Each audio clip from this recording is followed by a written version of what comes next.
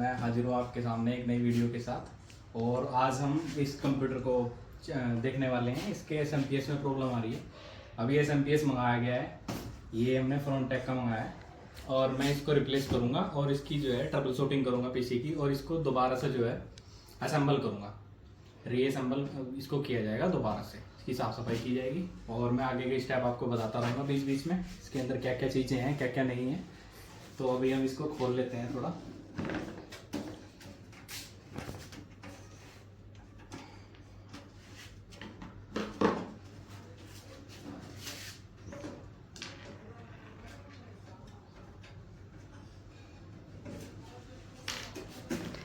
मैंने इसका primary panel खोल लिया है, आप देख सकते हैं जैसे कि यहाँ पे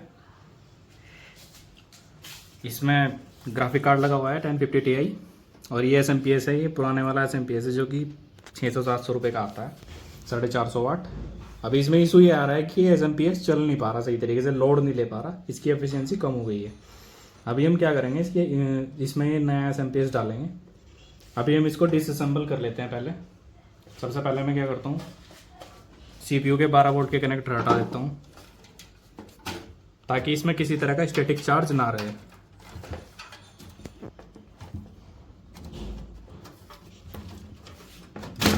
इसको किसी लकड़ी के कवर पे रखना जरूरी होता है क्योंकि इसमें क्या होता है, कई बार स्टैटिक चार्ज होता है, उसकी वजह से खराब होने के चांस ज़्यादा रहते हैं कंप्यूटर। अभी हम इसका ग्राफिक कार्ड निकाल लेते हैं।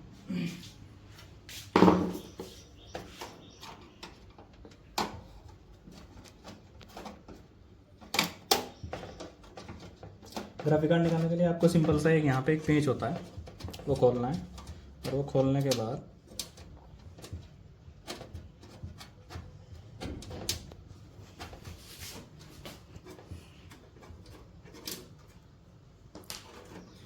ग्राफिक कार्ड ऐसे हिलने लगेगा और इसको सिंपल पकड़ के आप ऊपर खींच लीजिए और इसको झटका नहीं मारना और बिल्कुल भी इसको जो है जोर ज़बरदस्ती इसके साथ नहीं करनी। ये 1050 Ti ग्राफिक कार्ड है, आसूस कंपनी का है।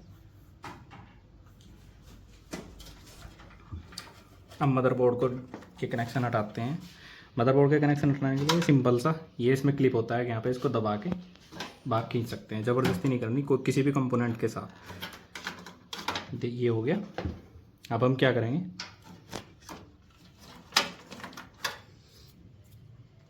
अब हम इसका जो है बोर्ड निकाल लेते हैं। इसमें पेंच होते हैं गाइस कोने में,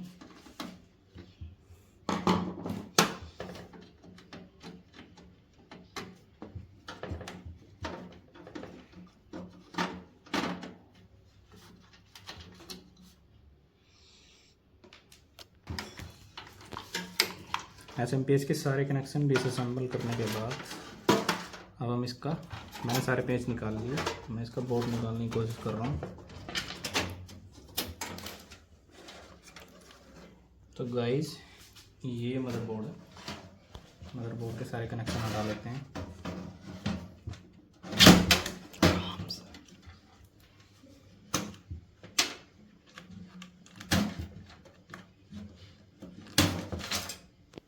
ये हमारा मदरबोर्ड निकल गया है। अभी हम क्या करते हैं, SMPS भी निकाल लेते हैं इसका।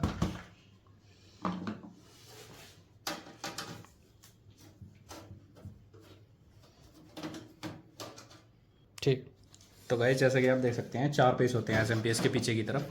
तो ये इसकी पावर सप्लाई है, ये हमने बाहर निकाल ली। इसके कनेक्शन अभी रह गए हैं, हार्ड डिस्क भी लगी हुई है इसमें, तो हार्ड डिस्क के कनेक्शन भी हटा लेता हूँ मैं।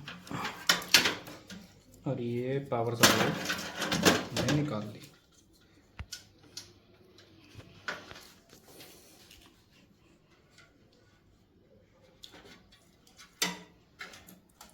ये गाइस पावर सप्लाई है और ये जेब्रोनिक्स की है। इसकी एफिशिएंसी कम हो गई थी, इस वजह से ये पावर सप्लाई अब ज़्यादा काम नहीं कर पा रही। इसको रख देते हैं हम। तो ये इसका चार्ट है, आप देख सकते हैं। और अब हम नई वाली जो पावर सप्लाई है उसको देखते हैं एक बार, उसका क्या सिस्टम है।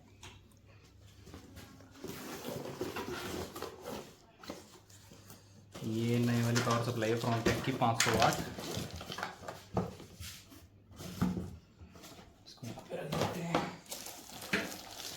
500 वाट का पावर सप्लाई है। तो ये इसका चार्ट है गाइस, ये 500 वाट की पावर सप्लाई है और मुझे उम्मीद है ये अब अच्छा काम करेगी। अब पहले हम क्या है कि कैबिनेट की सफाई कर लेते हैं एक बार, उसके बाद हम चीज़ों को इंस्टॉल करनी शुरू करेंगे। मैं एक ब्रश लाया हूँ, ये पेंट का ब्रश है, आप ले सकते हैं आसानी से, क्योंकि आसानी से वो मिल जाता है। तो इसका हल्के ब्रश का इस्तेमाल करना चाहिए हमेशा, क्योंकि यदि आप हार्ड ब्रश का इस्तेमाल करोगे तो जो कैपेसिटर होते हैं मदरबोर्ड के ऊपर, मैं दिखा रहा हूँ, ये जो कैपेसिटर होते हैं, मतलब तो अगर इनके ऊपर ज़्यादा हार्ड प्रेशर लगाया जाए तो ये टूटने का इनका खतरा रहता है। उसके बाद मदरबोर्ड ख़त्म हो जाता है पूरी तरह से। तो पहले हम कैबिनेट साफ़ कर लेते हैं, उसके बाद इशू नहीं है।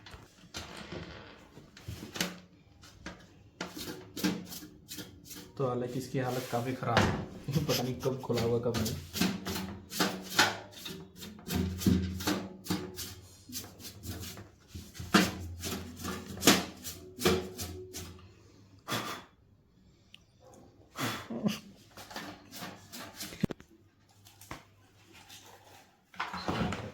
मैं मदरबोर्ड भी क्लीन कर लेता हूँ थोड़ा। मदरबोर्ड को क्लीन करने के लिए मुझे लगता है हमें इसका फ़ैन भी खोल लेना चाहिए, कि फ़ैन पेस्ट सीपीयू का चेंज करना पड़ेगा। इसके लिए आपको सिंपल से क्या करना है, इसके क्लिप घुमाने हैं। अगर इंटेल का प्रोसेसर है, सबसे पहले रैम निकाल लीजिए, ये इशू करेगी। ऐसे इसको करके घुमा लीजिए और ये फ़ैन ऊपर आ जाएगा आपका।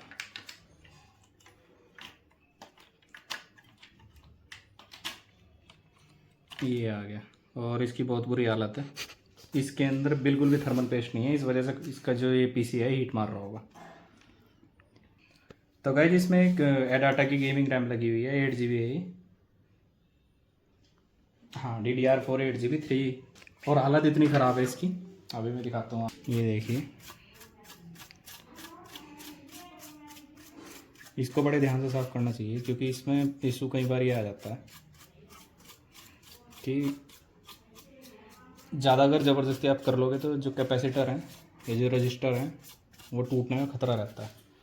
सीपीयू को भी निकाल लेते हैं बाहर। ये गाइस सीपीयू है, इंटेल कोर i3 9 जनरेशन है। मैं इसको भी रख देता हूँ एक तरफ, अच्छी तरह से बोर्ड की सफाई कर लेता हूँ पहले।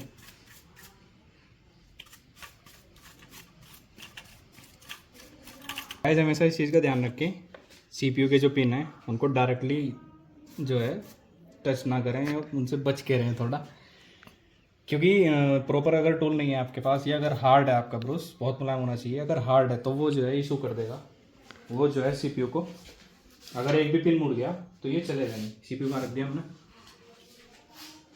ठीक है। तो देखिए गाइस, ये सीपीयू है इंटेल कोर i3 9 जनरेशन, और इसको प्लेस करने के से पहले आपको देखना पड़ेगा ये सीधा किधर की तरफ से है। इसमें यहाँ पे खांचे दिए हुए हैं छोटे छोटे, मैं दिखाता हूँ थोड़ा चांदने में को। यहाँ पे 2 खांचे दिए हुए हैं छोटे छोटे, और सेम सीपीयू में भी होते हैं, जैसे यहाँ पे कट बने हुए हैं। इनको ध्यान रखें प्रॉपर, और यदि सही से ना बैठे तो ज़बरदस्ती ना करें। और अब इसको यहाँ पे हम प्लेस कर देते हैं, और ये ऐसे इसका क्लिप बंद हो जाता है। ये DDR4 LGA 1151 सॉकेट है, गीगाबाइट का मदरबोर्ड है, ये आप देख सकते हैं इस समय। और अब हम क्या करते हैं, इस पर थर्मल पेस्ट लगाते हैं। थर्मल पेस्ट बहुत ज़रूरी होता है, क्योंकि अगर थर्मल पेस्ट आपने नहीं लगाया तो फिर जो हीट शील्ड है इसकी, उसके साथ इसकी कांटेक्ट नहीं हो पाएगा, और ये कूलिंग नहीं दे पाएगा अच्छी तरह से, इसलिए थर्मल पेस्ट बहुत ज़रूरी है। तो गाइस आप देख सकते हैं मैंने ये अच्छी तरह से साफ़ कर लिया, और अब इसको, कूलर रह गया है इसका, कूलर को भी मैं साफ़ कर लेता हूँ एक बार।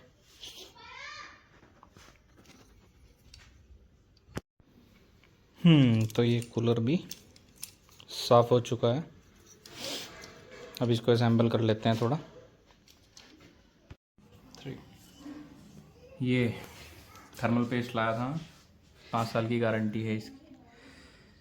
देखते हैं कितना चलेगा। वैसे ज़्यादा थर्मल पेस्ट लगाना नहीं चाहिए, और ध्यान रहे इसके नीचे कोई मेटल का कुछ नहीं होना चाहिए, ताकि किसी भी तरह का कोई शॉर्ट सर्किट ना हो, क्योंकि तार हटने के बाद भी जो कैपेसिटर एंड में हल्की हल्की वोल्टेज रहती है।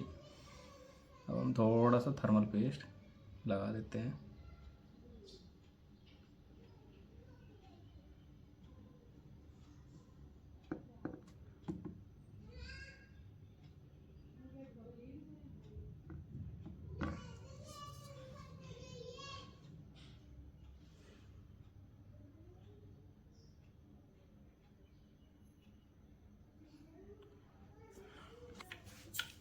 तो ये मैंने कूलर भी साफ़ कर लिया इसका,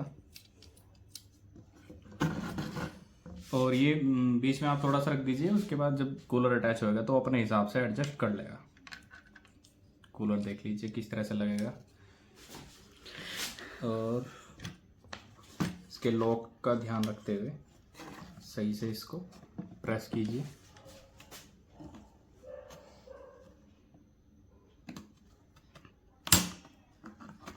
एक लग गया,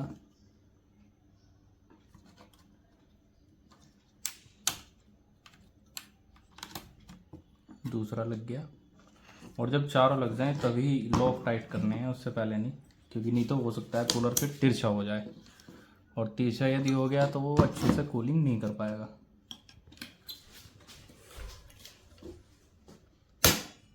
हो गया, और अब हमने लॉक टाइट कर दिए इसके, और थर्मल पेस्ट अपने काम पर लग गया। चेक कर लीजिए ढीला तो नहीं है कहीं से कुछ भी, इधर से मुझे लगता है थोड़ा सही है। तो गाइज ये हमने फ़िलहाल रेडी कर लिया है। मैं रैम भी लगा देता हूँ। रैम में ध्यान रखें, हमेशा इसके कट का ध्यान रखना चाहिए, और यदि रैम नहीं आ रही है सही से तो ज़बरदस्ती ना करें। कंप्यूटर के किसी भी पार्ट के साथ ज़बरदस्ती नहीं करनी चाहिए, क्योंकि कंप्यूटर के सभी पार्ट एक दूसरे के साथ कंफर्टेबल होते हैं बहुत अच्छी तरीके से। इनके प्लग बने होते हैं, और अगर कोई पार्ट नहीं लग रहा अच्छे से, इसका मतलब यह है कि आप गलत लगा रहे हो, क्योंकि इसमें उल्टे कोई पार्ट नहीं लगते। अभी हम इसको एक तरफ रख देते हैं, और अभी हम क्या करते हैं, पावर सप्लाई को इंस्टॉल कर लेते हैं, क्योंकि मेन काम हमारा यही था। पावर सप्लाई इंस्टॉल करने से पहले, हालांकि ज़रूरत नहीं है आपको कि मदरबोर्ड खोल ले, तो हमने इसलिए कर लिया कि ताकि साफ भी हो जाए थोड़ा।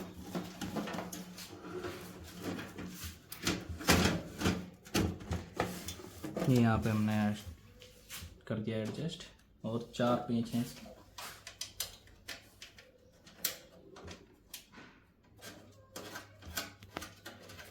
और ठीक है,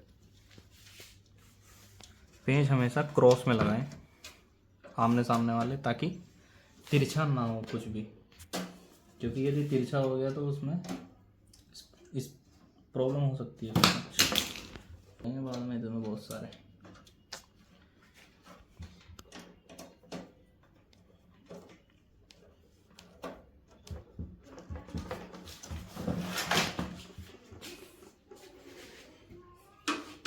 और ये पावर सप्लाई हमारी लगभग लग तैयार है, इंस्टॉलेशन इसकी हो चुकी है।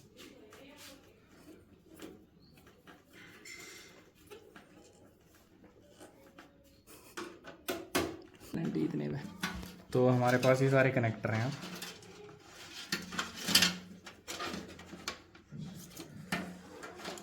सबसे पहले मैं क्या करता हूँ, तो गाइस अब हम जो है मदरबोर्ड का इंस्टॉलेशन करते हैं। वापस इसको इसकी जगह पर रख देते हैं।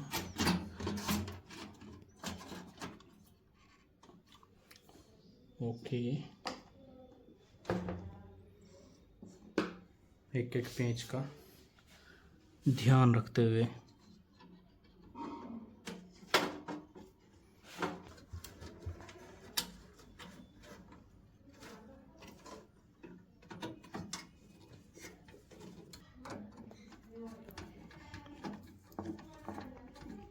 एक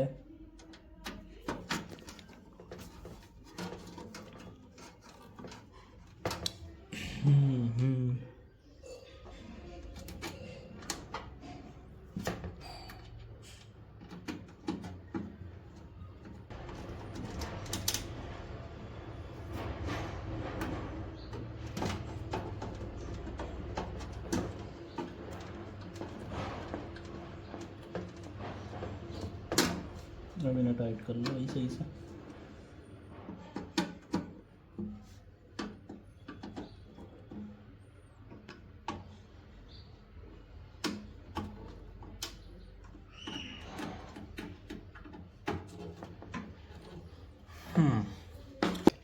तो गाइस ये 24 पिन का कनेक्टर है जो डायरेक्ट मदरबोर्ड कनेक्शन होता है। इसको हम डायरेक्ट प्लेस कर देते हैं। ध्यान रहे अच्छे से इसको कांटेक्ट होना चाहिए, क्योंकि अगर स्पार्किंग इसमें रही तो समस्या हो सकती है। उसके बाद हमें चाहिए 12 वोल्ट के कनेक्शन चाहिए। 12 वोल्ट सप्लाई के लिए यहाँ पे ये CPU पावर के लिए कनेक्शन दिया जाता है।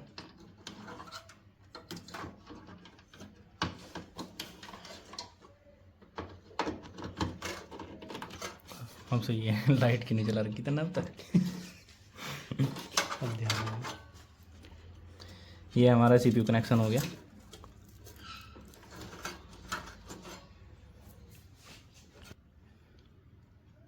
अब हमारे पास SSD के कनेक्शन बचे हैं। चला तो गाइस ये यहाँ पे 240 GB की SSD हमने लगा रखी है इसमें, और यहाँ पे एक हार्ड डिस्क है 500 GB की जो इसके अंदर है कैबिनेट पे। मैं इसके कनेक्शन कर देता हूँ, उसके बाद फिर फ्रंट पैनल के कनेक्शन करूँगा। तो ये मैं SATA कनेक्शन लगा लेता हूँ। तो गाइस आप देख सकते हैं फ्रंट पैनल कनेक्शन हो गए, USB कनेक्शन हो गए, ऑडियो कनेक्शन हो गए, सारे कनेक्शन कंप्लीट हो चुके हैं। अब हम क्या करते हैं, ग्राफिक कार्ड इंस्टॉल कर लेते हैं जो कि हमारी मेन चीज़ है। तो ये ग्राफिक कार्ड है, और ग्राफिक कार्ड गेमिंग के लिए बहुत ज़्यादा ज़रूरी कंपोनेंट माना जाता है कंप्यूटर में, क्योंकि इसके बिना आप गेमिंग नहीं कर सकते। जितने भी हैवी सॉफ्टवेयर हैं वो सब इसके द्वारा ही रन किए जाते हैं। जितना हाई क्वालिटी का आपका ग्राफिक कार्ड होगा उतना ही ज़्यादा आप गेम्स वगैरह चला पाएंगे, और एडिटिंग सॉफ्टवेयर भी तभी चल पाएंगे, नहीं तो ये नहीं चलेंगे। अब हम इसको जो है इंस्टॉल कर लेते हैं।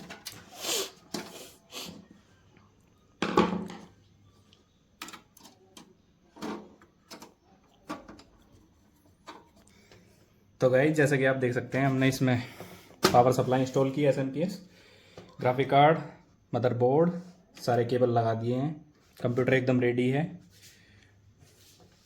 तो ये थोड़ा सा जो है मैं जानता हूँ इस चीज़ के बारे में, क्योंकि मैंने हार्डवेयर का डिप्लोमा किया हुआ है, तो इस वजह से ये मतलब पार्ट टाइम मान लीजिए जो भी मैं कर लेता हूँ ये चीज़ें। तो मेरे दोस्त का था, वो बोल रहा था कि भाई सप्लाई इंस्टॉल कर दे, तो मैं आ गया था, मेरे पास समय था, तो इंस्टॉलेशन मैंने की इसकी। तो होप यू गाइज आपने देखा होगा, समझा होगा किस तरह से चीज़ें होती है कंप्यूटर में। ये होता आसान है, लेकिन इसमें बस इस चीज़ का ध्यान रखना होता है, जो कनेक्टर जहाँ पे है वो वहीं पे लगना चाहिए।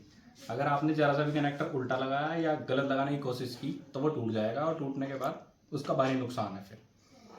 तो अगर आपको नहीं समझ आ रहा तो इसको ट्राई मत करना प्लीज़। तो अब हम इसको, तो ये वीडियो का पर्पज़ एजुकेशनल पर्पज़ था, ताकि आप अपने कंप्यूटर को खुद भी घर पे साफ़ सफाई हल्की फुल्की कर सकें। बहुत डिटेल में नहीं, पर हाँ हल्की फुल्की आप सफाई कर सकें, क्योंकि इसमें क्या है 200 रुपये 300 रुपये इस तरह से चार्ज लेते हैं, कई बार 500 रुपये भी लेते हैं। तो ये आप अपने बचा सकते हैं, पर ध्यान रहे हल्के से हल्के हाथ से इसको काम को करना है आपको, बहुत ज़्यादा इसमें दिमाग नहीं लगाना। और अगर आपको कोई चीज़ नहीं समझ आ रही तो उसको वहीं पे छोड़ दें एज इट इज़, और जो मिस्त्री हैं या जो जानकार हैं इसके उनसे सलाह लें, ठीक है। थैंक्स। तो गाइस अब हम इसको लेके चलते हैं टेस्टिंग पे, और मैं दिखाता हूँ मेन स्क्रीन पे क्या हमारा कंप्यूटर का जो टेम्परेचर CPU का टेम्परेचर राइज हो रहा था, और जो SMPS प्रॉब्लम कर रहा था वो प्रॉब्लम हमारी दूर हुई या नहीं हुई।